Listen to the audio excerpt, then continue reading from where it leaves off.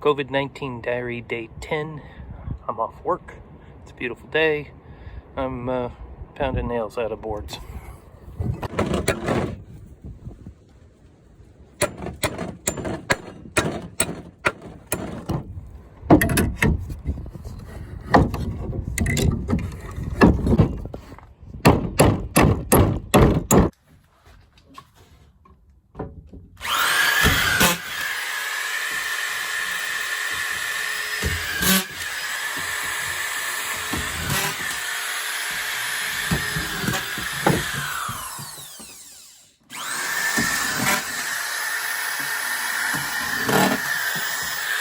A little bit of a leftover party dinner. We got some steak, some Brussels sprouts, that's the new stuff, and we'll get some fettuccine alfredo, some tortellini, and some spinach. Lefty.